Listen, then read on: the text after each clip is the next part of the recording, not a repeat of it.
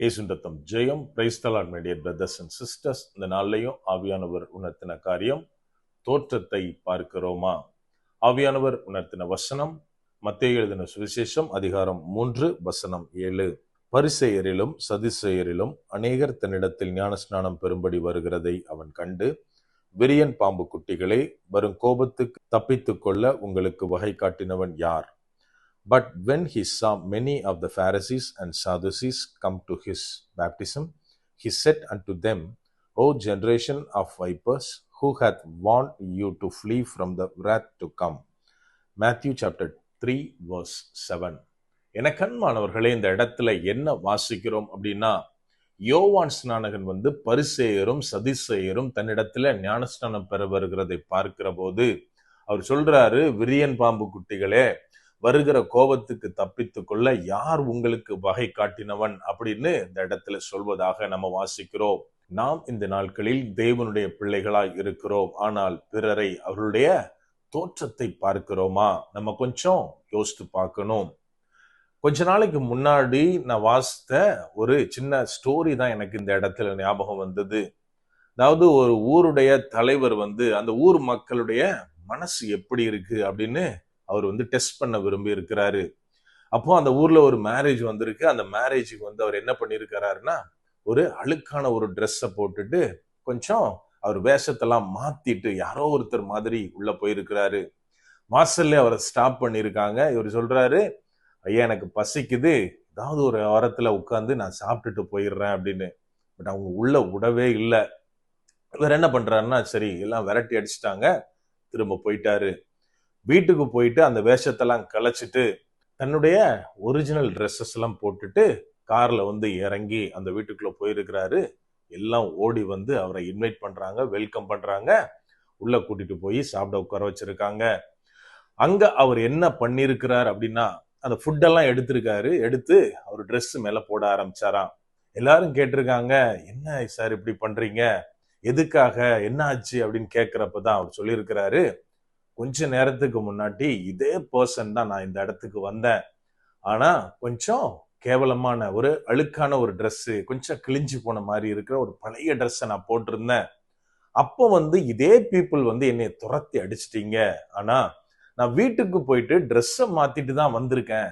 இப்போ என்னை இந்த அளவுக்கு நீங்க ட்ரீட் பண்றீங்க அப்படின்னா இது எனக்குள்ள மரியாதை இல்லை, நான் போட்டிருக்கிற என்னுடைய அப்பியரன்ஸுக்குள்ள மரியாதை அப்படின்னு சொன்னாராம். நம்ம கூட கொஞ்ச நாளைக்கு முன்னாடி ஒரு வீடியோ பார்த்திருப்போம். ஒரு ஃபாரின்ல ஒரு சர்ச்ல ஒரு பிச்சைக்காரன மாதிரி ஒரு பாஸ்டர் உட்கார்ந்துருப்பாரு. யாருமே அவனை கண்டுக்கிற மாட்டாங்க, யாருமே ஹெல்ப் பண்ண மாட்டாங்க. கொஞ்ச நேரத்துக்கு அப்புறம் சர்ச்சுக்குள்ள அந்த மனுஷன் போறப்போ அநேகர் இந்த மனுஷன் எதுக்கு இங்க வர்றான்னு முகம் சுளிப்பாங்க. கடைசியா அவர் எல்லாருக்கும் முன்பதாக தன்னுடைய வேஷத்தை கலைச்சி தன்னுடைய பாஸ்டரா அந்த பொசிஷன்ல நிற்கும் போதுதான் ஒவ்வொருத்தருக்கும் தாங்கள் செய்த தவறு உரைக்கும். எனக்கு அன்பானவர்களே, இதை போலத்தான் நாம இன்னைக்கு மனுஷர்களுடைய அந்த அவுட்வேர்ட் அப்பியரன்ஸை தான் பார்க்கிறோமே ஒழிய அவர்களை ஒரு மனுஷனா கூட, நம்மளுக்கு ஈக்குவலான ஒரு சக மனுஷனா நம்ம பார்க்கிறது கிடையாது. இந்த இடத்துல என்ன வாசிக்கிறோம் அப்படின்னா, யோவான் ஸ்நானகன் பேப்டிசம் கொடுத்துட்டு இருக்கிறாரு. அப்போ அங்க எழுதப்பட்டுள்ளது, எருசலேம் யூதேயா சுற்றுப்புறத்துல இருக்கிற சகல ஜனங்களும் அவர்கிட்ட பேப்டிசம் வாங்குறாங்க, மனம் திரும்புதலுக்கேற்ற ஞானஸ்நானம் கொடுத்து கொண்டிருக்கிறார்.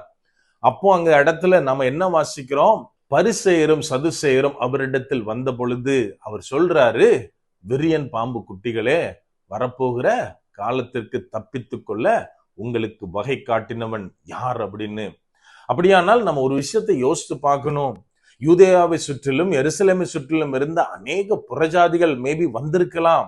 நிறைய பேர் வசதி வாய்ப்பு இல்லாதவங்க, படிக்காதவங்க நிறைய பேர் வந்திருக்கலாம். அவங்களெல்லாம் பத்தி அவர் பேசல. மாறாக பரிசேயரும் சதுசேயரும் அவங்க வரும்போதுல பேசினார் அப்படின்னா அவங்க யாரு அப்படின்னு பார்த்தோம்னா, அவங்க அந்த நாட்களில் அந்த ஏரியால படித்தவர்கள், அவங்க பெரிய பெரிய ஸ்காலர்ஸ் உள்ள இருந்தாங்க, பொலிட்டிக்கல் லீடர்ஸ் இருந்தாங்க. அந்த மக்களுடைய அந்த ஒவ்வொரு சின்ன சின்ன குரூப்பா இருந்து அவங்களுக்குள்ளே ஒரு ரெப்ரசன்ட் பண்ற அளவுக்கு பீப்புள் பரிசேயரிலும் சதுசேயரிலும் இருந்திருப்பார்கள். நம்ம நல்லா இன்னொரு காரியம் கொஞ்சம் யோசித்து பார்த்தோம் அப்படின்னா, மேபி யோவான் ஸ்நானகனே வந்து அங்க வந்த அந்த கைண்ட் ஆஃப் பீப்புள் கிட்ட வந்து நிறைய காரியங்களை படித்து தெரிந்திருந்திருப்பார். என கண்மானவர்களே, இப்படியெல்லாம் சமுதாயத்துல ஒரு உயர்ந்த அந்தஸ்துல இருந்தவங்க வரும்போதுதான் யோவான் ஸ்நானகன் கடிந்து கொண்டதை நாம் பார்க்க முடியும். ஒருவேளை இன்னைக்கு அந்த இடத்துல, அதாவது யோவான் ஸ்நானகனுடைய இடத்துல ஒரு பாஸ்டரோ ஒரு இவாஞ்சலிஸ்டோ இன்னைக்கு நம்ம இருந்திருந்தா என்ன பண்ணிருப்போம்? ஒரு சமுதாயத்துல ஒரு பெரிய ஒரு மனுஷன் நம்ம சபைக்கு வர்றான் அப்படின்னு சொன்ன உடனே அந்த பர்சனுக்கு நம்ம வந்து கிட்டத்தட்ட பணிவிடையே செய்ய ஆரம்பிச்சிருவோம். ஓ, இந்த பெரிய மனுஷன் வர்றாரு, சோ இவரை நம்ம ஹானர் பண்ணணும். பிரதர், நீங்க துவக்க ஜெபம் பண்றீங்களா? இல்ல நடுவுல வந்து ஆஃபரிங்காக பிரேயர் இருக்கு, அது நீங்க பண்றீங்களா? ஈவன் வர்ஷிப் தெரியும்னா வர்ஷிப் நடத்துறீங்களா பிரதர்னு கேட்கக்கூடிய அளவிற்கு இந்த நாட்களில் அவங்களுடைய பேக்ரவுண்ட, அவங்களுடைய ஆஸ்தியை வந்து வைத்தே அவர்களை மதிப்பிடுகிறோம். என கண்மானவர்களை, நம்ம நல்லா ஒண்ணு புரிஞ்சுக்கணும். வர்ற பர்சன் வந்து எவ்வளவு பெரிய ஸ்டேட்டஸ்ல இருக்க பர்சனாலும் சரி, ஒண்ணு இல்லாத, அதாவது எளிய மனிதனா இருந்தாலும் சரி, கர்த்தருடைய பார்வையில் அவர்கள் விலையேறப்பட்ட ஆத்துமாக்கள். நம்ம அந்த வியூல தான் பார்க்கணுமே ஒழிய, மாறாக இன்னைக்கு நம்ம சில காரியங்களை பார்க்கிற மாதிரி சிலர் வந்து, அதாவது வேதத்துல சொல்லப்பட்டதை போல இழிவான ஆதாயங்களுக்காக நம்ம எப்பொழுதும் மற்ற மனுஷர்களை பார்க்கவே கூடாது. இந்த இடத்துல யோவான் ஸ்நானகன் என்ன பண்றாரு? மனம் திரும்புதலுக்கேற்ற வார்த்தைகளை கொண்டு வருகிறார். அதுவும் சாதாரணமா கிடையாது, கடினமா கொண்டு வராரு. அவர் சொல்றாரு, ஆபிரகாமோட பிள்ளைகள் அப்படின்னு நீங்க நினைக்காதீங்க, அதனால எந்த பெருமையும் கிடையாது. ஏன் அப்படின்னா, தேவன் வந்து கல்லுகளினாலே ஆபிரகாமுக்கு சந்ததியை உண்டு பண்ண வல்லவர் அப்படின்னு சொல்றாரு. இன்னைக்கு நாம எப்படி இருக்கிறோம்? எப்படி போதிக்கிறோம்? சிலருக்கு தகுந்த மாதிரி நம்ம தேவனுடைய வார்த்தைகளை மாற்றி பிரசங்கிக்கிறோமா? சில கடினமாய் நடத்தப்பட வேண்டிய, கடினமாய் சுட்டி காண்பிக்கப்பட வேண்டிய சில காரியங்களை வந்து நம்ம மழுப்பலாய் பேசிக்கொண்டு நம்ம போயிட்டு இருக்கோமா? நம்ம கொஞ்சம் யோசித்து பார்க்கணும்.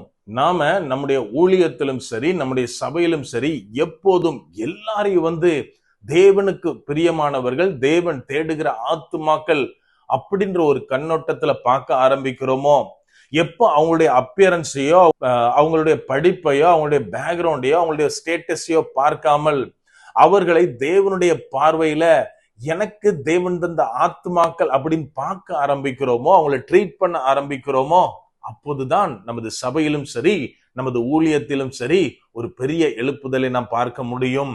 அப்படியே கண்களை மூடுவோமா? அன்பான ஆண்டவரே, இந்த நேரத்திலே அப்பா உம்மை நோக்கி பார்க்கிறோம். ஆவியானவர், நீர் எங்களோட இருக்கிறீர், அதற்காக நன்றி செலுத்துகிறோம்.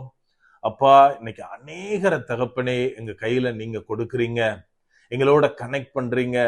அப்பா, யார் இடத்திலும் நாங்க பார்ஷியாலிட்டி பார்க்க கூடாது, உலகத்துவமா நாங்கள அவங்கள வந்து பத்தி சிந்திக்கவே கூடாது தகப்பனே.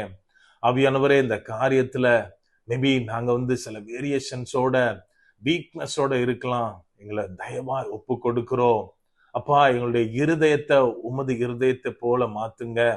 எல்லாரையும் தகப்பனே கிறிஸ்துவுக்குள்ளாய் சகோதரராய் சகோதரிகளாய் பார்க்கிற அந்த மனநிலைமை எங்களுக்கு தாங்க. முற்றிலுமா எங்களை தாழ்த்தி ஒப்பு கொடுக்கிறோம். பலப்படுத்தி ஆசீர்வதிங்க. மீட்பர் இயேசுவின் மூலம் ஜெபிக்கிறோம். ஜெபம் கேளும் எங்கள் நல்ல பிதாவே. ஆமென். God bless.